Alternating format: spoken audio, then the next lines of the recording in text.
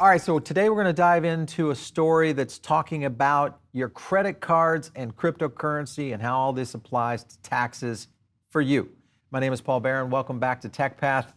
The dive into crypto taxation, really this year, 2021, I think is going to be the year because of the number of people that have essentially adopted cryptocurrency into their lifestyle and into their strategy, but more importantly, is the amount of services that have been layered on top of cryptocurrency, the exchanges, and all the partnerships that have come about this year, I think are going to have the biggest portion of how and what this means in terms of impacting your own financial position, whether you're, holding, spending, or just, diving into crypto for the first time. The whole point is that all of this is eventually going to be going to some sort of bankless type solution. And when I talk about bankless, what I mean by that is that people more and more are looking to these higher yield accounts for an opportunity to park your savings accounts or maybe park your paycheck in there instead of a traditional account because of the yields that you're going to get from those accounts, whether it's a Coinbase, a Voyager account, or maybe even a Gemini, or even in some cases Celsius. All these different companies which are paying yields on these, and soon you're probably going to see your own banking companies starting to pay higher yields. Now, would they ever get to 8, 9% yield? Unlikely, because I just don't think there'll be that much sophistication. But one thing that is going to happen, and that is you're going to be taxed on any kind of expenditure where you're tying these to debit or credit card usage. So I want to jump to this story off of CNBC. You can be taxed now for buying a cup of coffee with Bitcoin using a crypto credit card. There's always ways around it. So they're talking about this in a few different places. The thing that was kind of interesting to me was this little point right here. Visa, which partners with Circle. Circle is, of course, USDC. BlockFi and Coinbase told CNBC basically that, hey, there's $1 billion worth of cryptocurrency that's been spent by consumers globally. That's in the first 6 months of 2021. This is, to me, when you look at the small amount of adoption that we've seen, and then the even smaller amount of people who are utilizing these cards, this is huge opportunity for the debit and credit card space, which I think is why Visa is really getting very active in this space. So I think the key here is going to be interesting. There's a few options that you have to worry about. Accountants and financial advisors have basically said, wait a minute, there's a massive catch on this. Every time that you use one of these debits or credit cards, you're going to create a taxable event, and that's where it's going to get interesting in terms of how you're going to be able to track all this. So Mastercard is launching a credit card this summer with crypto exchange Gemini. This is back for the Winklevoss guys. They've got some big perks, all right? No annual fees. You got a 4% back in crypto rewards whenever you buy some, so you get all that. There's many others out there that are going to be launching their cards, including, we just had Steve Ehrlich from Voyager, which, by the way, I would suggest take a look at that one if you're looking at any kind of credit card, debit card. Take a look at Voyager because I think that one might be interesting to you. Also take a look at Celsius because there's some stuff over there. And if you like, a little lower fee payments, BlockFi still has a good debit card in place too. You can always also jump over to Coinbase and get your debit card. So you've got all that coming in at you in terms of taxable events, and that is the issue. So there was this analysis, or this accountant basically said, listen, you're creating a solution, said a solution is creating what they call a de minimis exemption for crypto transactions, similar to what proposed in the Virtual Currency Fairness Act House last year, which what they're trying to simply say is it would mean that they'd set maybe an amount somewhere around $200 of capital gains for crypto-based transactions that would be excluded. So, I mean, you could utilize a certain amount of it for small spending, but the big point is that once you get into capital gains area, that's when the IRS gets really active in terms of taxation, and it's a completely different tax rate and way that you do it. So most of you, I think, watching our channel are smart enough that you're not spending your Bitcoin on movie tickets or a cup of coffee or any kind of thing like that. But you may have other assets that you would use it as an alternative to your traditional bank account, or maybe as your general expense account that you're using on a day in, day out basis. So I think that's the big deal. There are a few loopholes, though, that you can use to kind of circumvent this, the taxable gains side of it, and also creating that event. Some cards, for example, are tied to a stablecoin holding. Now, stablecoin holdings are completely different because they are tied and pegged off the US dollar.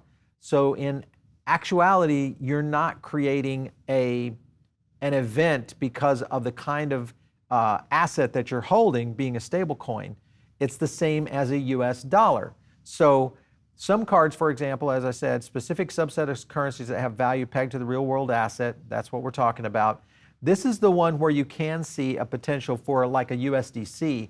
And this is something that when you sign up for the Coinbase card, the debit card, that it'll tell you in the fine print that if you're using the USD coin, USDC, that's the way that you would want to spend your it's not really cryptocurrency, it's a stable coin, and that's the way you'd utilize your debit account, not being able to, what I'm giving you in terms of recommendations, don't go into spending your Cardano or any other asset out there that may end up being available for spending on these debit cards in the future. But USDC is the key one that I think will eventually, and again, this gets back to my whole point around Circle and why I think Circle is still a big play in terms of becoming the dominant stable coin for the industry. And I think there's a lot of that going. So let's jump to this piece here on the IRS. It basically has no guidance on crypto rewards for spending and how it will be taxed.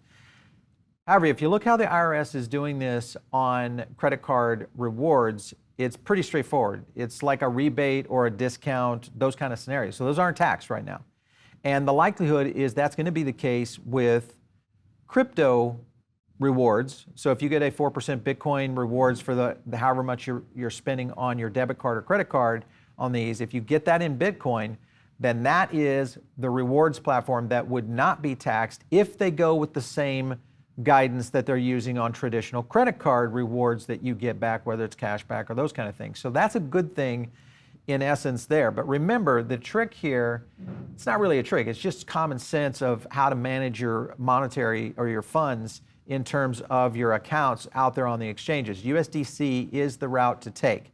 So that's where you want to put it. I mean, on Coinbase, you can of course park it in USD, but I would recommend, using one of these high yield accounts where you can drop it into USDC, which is almost, essentially the same thing in terms of value. And because it is pegged to the US dollar, and you're gaining these ridiculous amounts of yields. So all that's a good recommendation to go with. If you are getting into the tax scenario, I do want to recommend one company here, and that is CryptoTrader.tax. So we've had him on the show before, and really kind of breaking down a little bit about what they're doing. Let's jump to their website just quickly.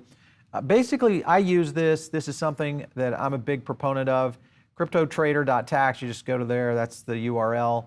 Very easy. Basically what this does is it combs all of the different platforms that you're trading on, and it brings all of those trade transaction levels into their database and into their online platform.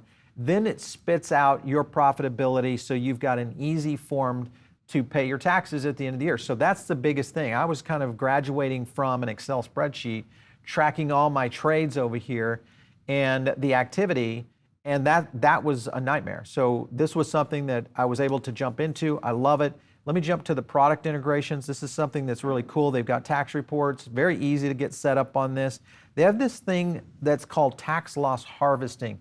Highly recommend it. It's basically kind of a way to teach you how to reduce your crypto taxes. The other thing is they've got TurboTax integration. So if you're using TurboTax for your tax integration, but the best of all is you can take this right to your CPA, your CFO, or even your big professional that might be doing your taxes. If you're a high net worth individual, this is a great one. The integrations are pretty impressive. Let's jump to their exchanges real quick of what they have in terms of integration.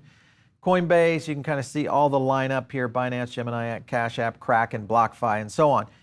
Pretty much anything you're using out there, CoinSpot, even HitBTC, Swan, Paxos, eToro, I was surprised about that one. Liquid, the amount that they've done in terms of work, and then here's Circle right there doing a great job. Just fantastic fantastic product. I can't say enough about it. You also have wallet integrations, so you get into the Exodus, the MetaMask if you're into NFTs, Trust Wallet, which is the big one there if you're also doing DeFi.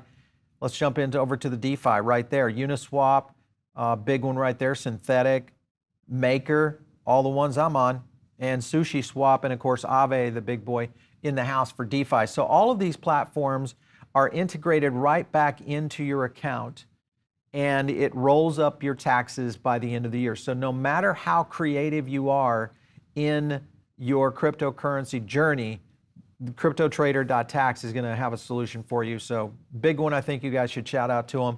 They are a big partner of the show. We've had a chance to really work with them, and we love what they're doing over there. They've been on the show before, really kind of explaining what this is about. But it all goes back to what's happening right here with Visa and kind of the direction of where this is moving in terms of just in general, because of the debit and credit card application, we're going to see a lot more adoption. And then, of course, you're going to see a lot more trading as we see the movement in the space. Lots happening in this space. We're also nearing the end of the year. So you're going to start looking at kind of doing tax prep. And of course, this year being the active year, being 2021, if you're watching this in the future, this was the year that crypto exploded. This was the year that crypto became a thing and became sentient, I think. So we're going to jump to it, of course. And if you guys are listening in over on the podcast, make sure and give us some kudos over there. We love your feedback. It's great. And, you know, big audience over on Spotify. Thanks for the Spotify audience. If you want to check out all these charts and the things that we do here on the show, the YouTube channel is the only way you can do it. Jump over to YouTube, search Paul Barron Network, or just Paul Barron Network. You can also visit our website, paulbarronnetwork.com. You can hit me up on Twitter, @Paul Barron. We'll catch you next time right here on TechPath.